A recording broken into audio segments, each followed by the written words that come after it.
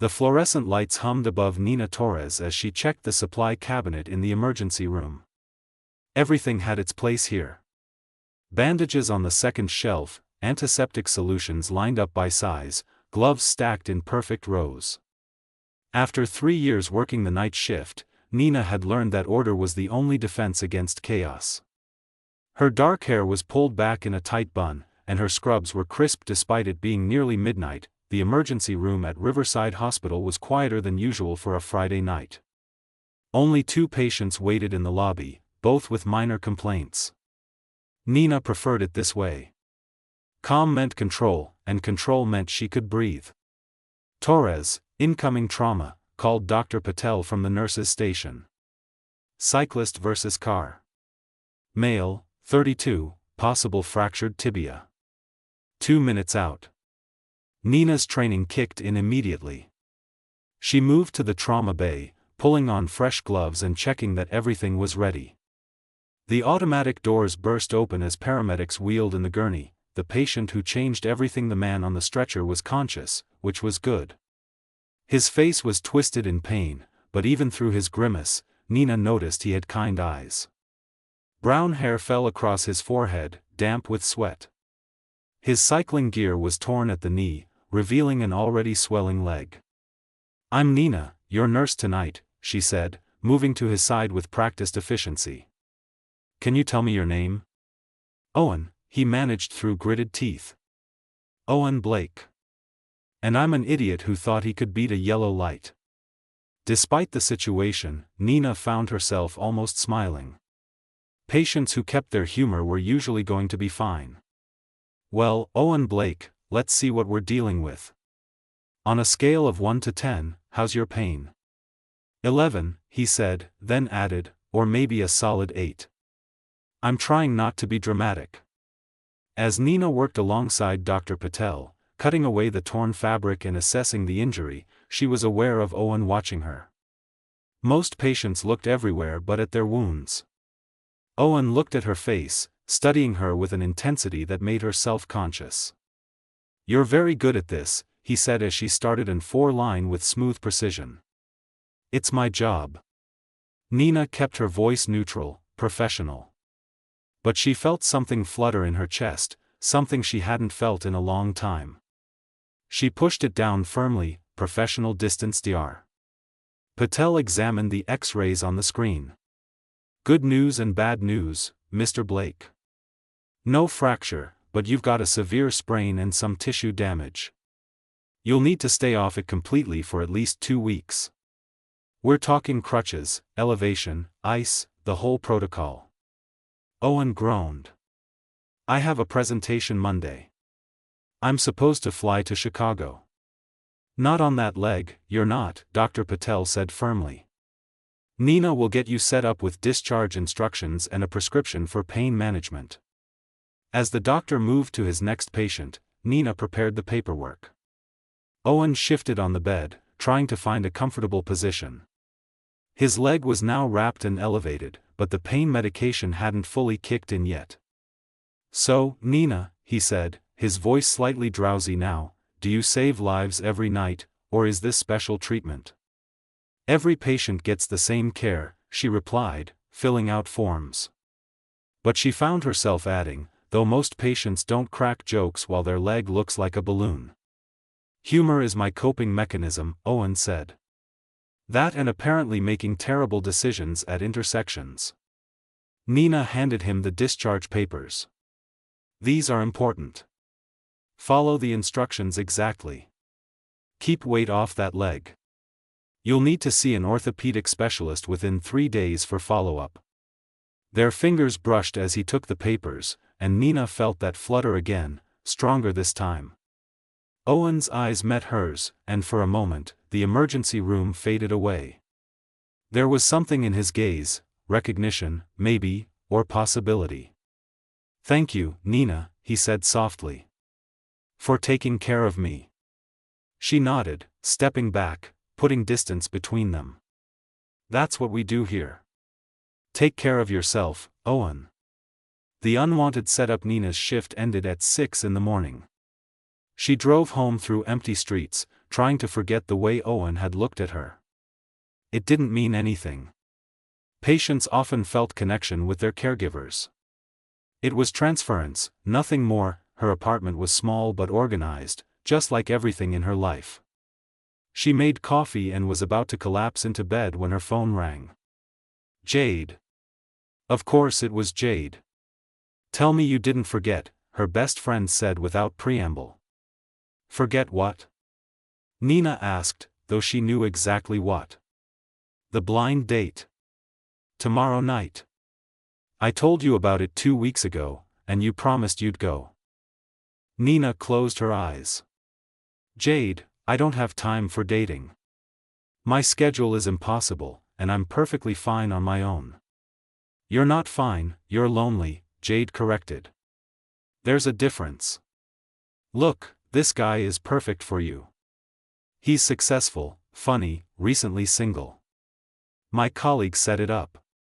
His name is, actually, I don't think I ever got his full name. But trust me, he's great." "That's not concerning at all," Nina said dryly. "Please, Nina. Just one date. 2 hours of your life. If it's terrible, you can leave, and I'll never set you up again. I promise." Nina thought about her empty apartment, about going to work and coming home and going to work again. She thought about Owen's eyes and immediately pushed the thought away. Maybe Jade was right. Maybe she needed to try. "Fine," she heard herself say. "One date.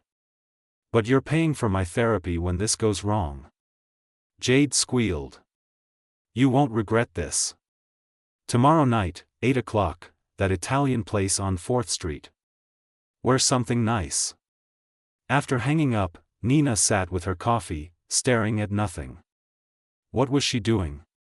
She didn't believe in blind dates or fate or any of that nonsense.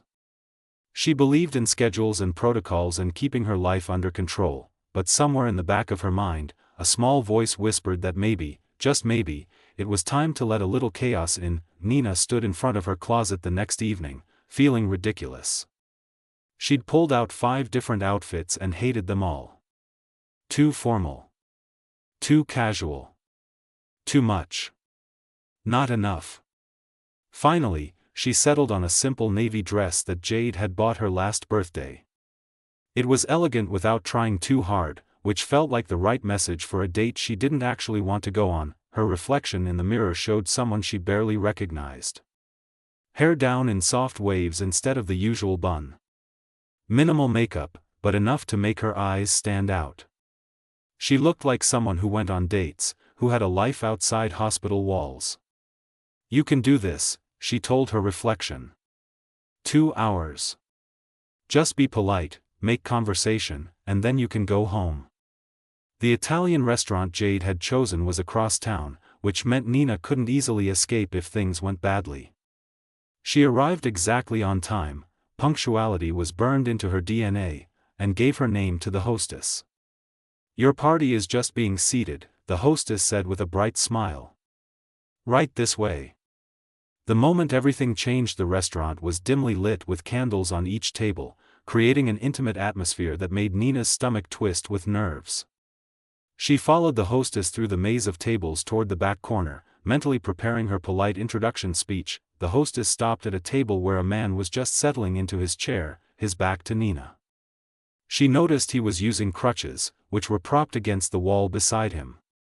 "Your date is here, sir," the hostess announced cheerfully. The man turned around, and Nina's entire world tilted sideways. Owen Blake stared back at her with the exact same expression of shock that she knew was on her own face.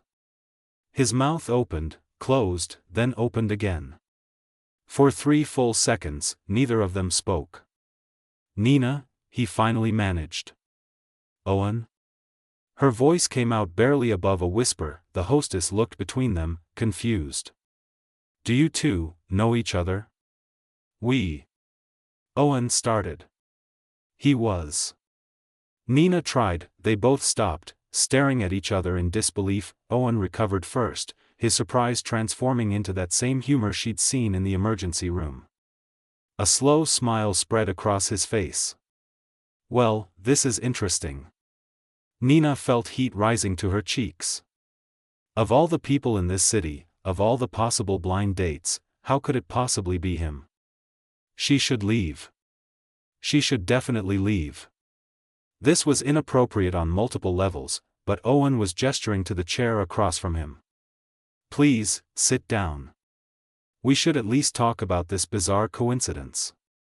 Against her better judgment, Nina Saturday breaking the ice again for a long moment, they just looked at each other across the candlelit table. Nina's nurse brain automatically assessed his condition, the crutches suggested he was following doctor's orders, which was good. His color was healthy. He was probably managing his pain well.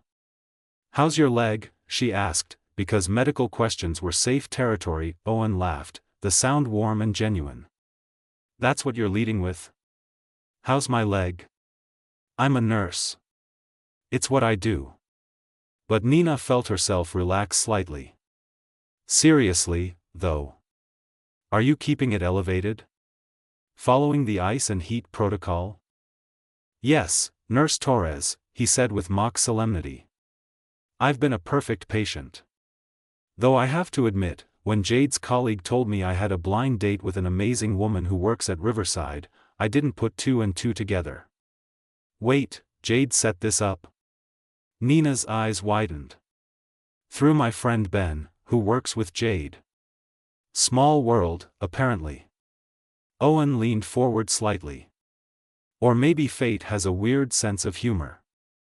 I don't believe in fate, Nina said quickly. This is just statistics. Coincidence. A pretty big coincidence. Owen's eyes held hers. Last night, you were taking care of me in the ER.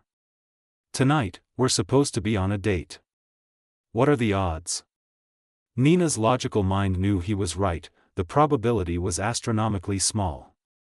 But accepting it as fate meant accepting that something larger was at play, and that meant losing control. The conversation flows. A waiter appeared, breaking the tension. They ordered wine, something Nina rarely did, and the ritual of choosing food gave them both time to adjust to this surreal situation. Once they were alone again, Owen said, Look, I know this is strange. But we're already here. What do you say we just start over? Pretend last night didn't happen and this is just a normal blind date? There's nothing normal about this, Nina countered, but she found herself nodding. But okay. Starting over. Owen extended his hand across the table. Hi, I'm Owen Blake. I'm a consultant for corporate strategy, which sounds much more boring than it is. I love cycling, obviously, though I'm terrible at watching for traffic. I read spy novels, I make pretty decent pasta, and I'm honestly terrible at these blind date things. Nina took his hand, feeling the warmth of his grip. Nina Torres.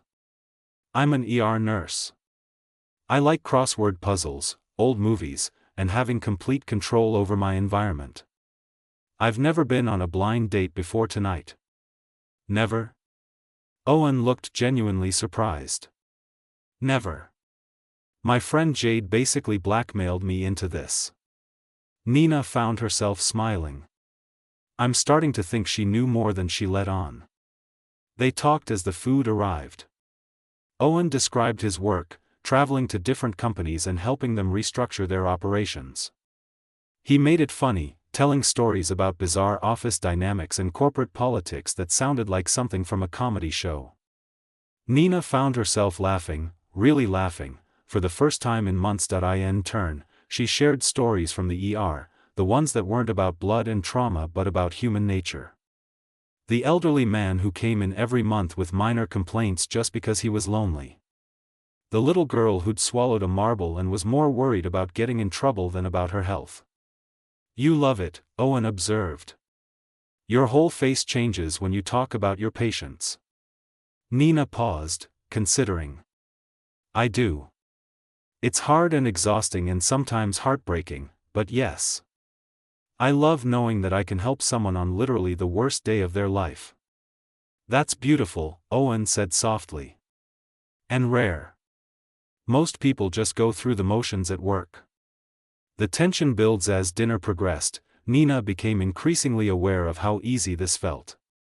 Conversation flowed naturally. Owen was attentive, asking follow-up questions and actually listening to her answers.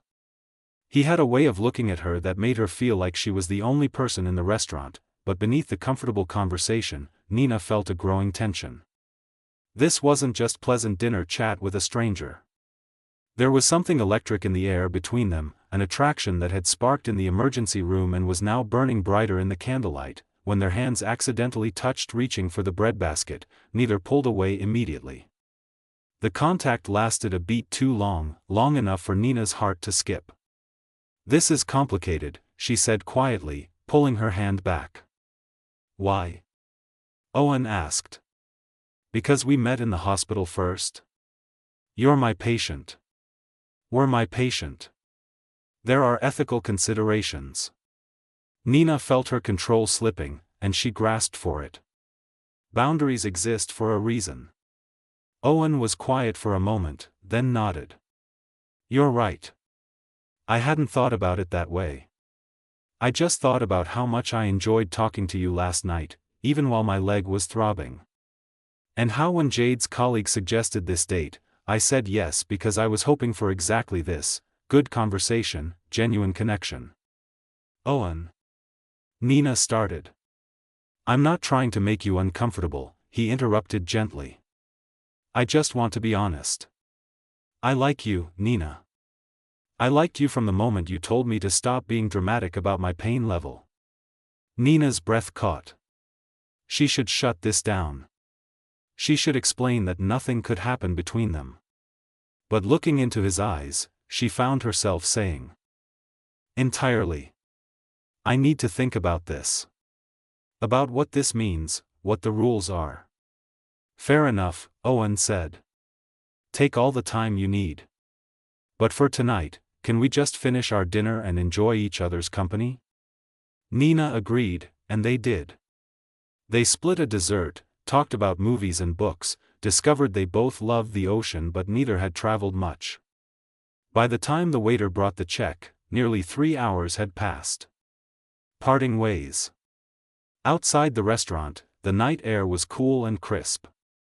Owen maneuvered his crutches with impressive grace, and Nina resisted the urge to offer help. He was managing fine, and she suspected he'd want to prove he could.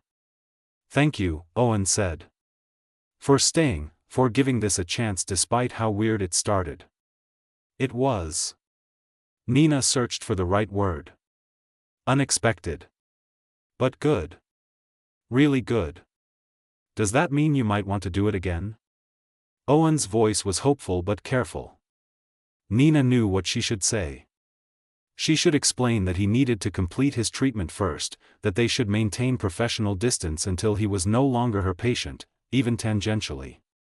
She should protect herself, protect her career, protect the careful order of her life. Instead, she heard herself say, "Ask me again in 2 weeks. When your leg is better and you're officially not a patient anymore." Owen's face lit up with a smile that made Nina's stomach flutter. 2 weeks. I can do 2 weeks. And I promise to be the best patient you've ever had. You're not my patient, Nina reminded him. You'll be seeing the orthopedic specialist. Technicality, Owen said with a grin. But noted. 2 weeks, Nina Torres. I'm counting down already. As Nina drove home, she couldn't stop smiling. She'd gone on a blind date. She'd met someone interesting. And somehow, against all logic, she was looking forward to seeing where this impossible coincidence might lead. Nina threw herself into work over the next few days, trying not to think about Owen or the date or the fact that she'd agreed to see him again. But the universe seemed determined to test her resolve. On Tuesday morning, she was restocking supplies in the emergency department when her supervisor, Dr. Patel, approached with a tablet in hand. "Torres, I'm putting you on the orthopedic liaison rotation next week," he said. "We're trying to improve our follow-up care, so nurses will be checking in on recent ER patients who are now seeing specialists." Nina's stomach dropped. "Which patients?" Dr. Patel scrolled through his list. Let's see, motorcycle accident from last month, the woman with the wrist fracture, and Owen Blake, that cyclist from Friday night. You remember him? Of course she remembered him. How could she forget? Yes, I remember. Good. You'll coordinate with Dr. Singh's office for his follow-up. Just make sure he's following the protocol, attending his physical therapy, that sort of thing. Should be straightforward. As Dr. Patel walked away, Nina felt her carefully constructed boundaries crumbling. She'd have to see Owen professionally now, which meant her 2-week waiting period suddenly felt meaningless. The phone call. That evening, Nina stared at the number Dr. Singh's office had provided for Owen's contact information. She should call him. It was her job. But picking up the phone felt like crossing a line she'd sworn to protect. Finally, she dialed. Owen answered on the second ring. Hello? Owen, it's Nina. Nina Torres. There was a pause, then his voice came through warm and pleased. Nina. This is a surprise. A good surprise, but still. Is everything okay? I'm calling in an official capacity, Nina said, trying to keep her tone professional. I've been assigned to follow up on your treatment. How has your leg been? Are you keeping your appointments with Dr. Singh? You're checking up on me? She could hear the smile in his voice. I have to admit, I like the attention, even if it is professional. Owen, I'm serious. This is my job. I know. Sorry. He cleared his throat. Yes, I'm following orders. Saw Dr. Singh yesterday. He said everything looks good. I'm doing physical therapy 3 times a week, and I've graduated from crutches to just a walking boot. That's great progress, Nina said, genuinely pleased. Any pain? Only when I do something stupid like try to carry groceries upstairs. I'm learning to be patient, though. Not my strong suit, but I'm trying. Nina smiled despite herself. Good. Keep it up. I'll need to check in with you again next week. Nina? Owen's voice softened. Does this mean we have to reset the 2-week clock? Since you're officially involved in my care now? The question hit exactly the worry that had been gnawing at her. I don't know, she admitted. The situation got more complicated. Or maybe, Owen suggested carefully, it just means we need to be creative about navigating it. I'm still not technically your patient. Dr. Singh is handling my care. You're just oversight. It's not that simple. I know. He paused. But Nina, I haven't stopped thinking about that dinner. About you. And I don't think you have either, or you wouldn't have agreed to see me again. Nina closed her eyes. He was right, and they both knew it. 1 week, she said. Let me finish this liaison assignment. Once I hand off your case, we can talk about this properly. 1 week, Owen agreed. I can be patient for 1 more week. The emergency. 5 days later, Nina was halfway through her shift when all hell broke loose. A multi-car accident on the highway sent the ER into controlled chaos. All hands on deck. Nina was stabilizing a patient with chest trauma when she heard a familiar voice in the hallway. I need to see someone. I think something's wrong. Owen. She looked up to see him hobbling through the ER entrance, his face pale and strained. Without thinking, Nina handed off her current patient to another nurse and rushed over. Owen? What happened? She guided him to an empty bay, professional instincts overriding everything else. I'm sorry, I know you're busy. He was breathing hard. But my leg, it suddenly got really painful, and it's swelling again. Dr. Singh's office said to come straight here. Nina helped him onto the bed, her mind already running through possibilities. Infection? Blood clot? She pulled the walking boot off carefully, her hands gentle but efficient. The leg was indeed swollen, hot to the touch. "Dr. Patel," she called. "I need an assessment here." As the doctor examined Owen, Nina stood back, letting the team do their work. But she couldn't stop her heart from racing. If this was a blood clot, if they didn't catch it in time. "Looks like cellulitis," Dr. Patel said after a thorough exam. "Infection in the soft tissue. We'll need to start 4 antibiotics immediately and keep him overnight for observation." Relief flooded through Nina, followed immediately by concern about what overnight observation meant. She'd be here. He'd be here. There went all her carefully maintained boundaries. The night shift. Hours later, after the chaos from the highway accident had settled, Nina found herself checking Owen's for the 3rd time in an hour. He was in a regular room now, the antibiotics flowing, his color already better. "You don't have to keep hovering," he said, catching her hand as she adjusted his blanket.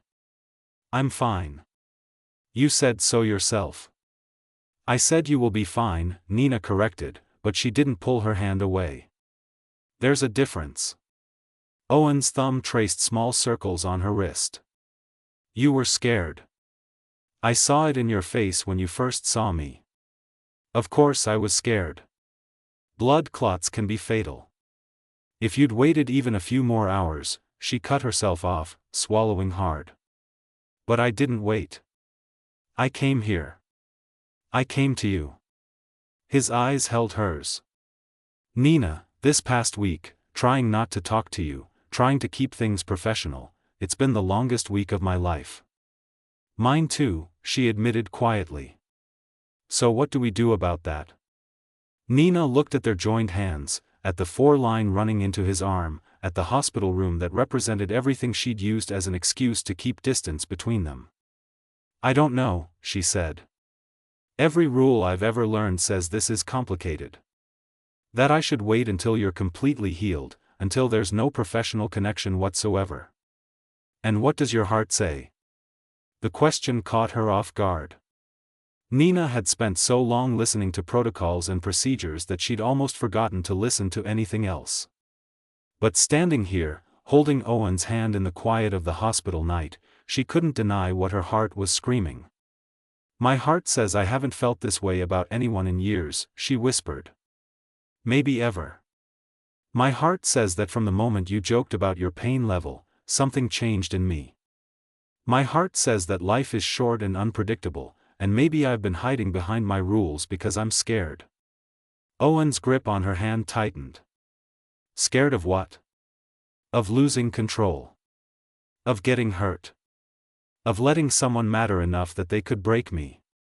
Nina felt tears prick her eyes. "My life is organized, Owen. It's safe.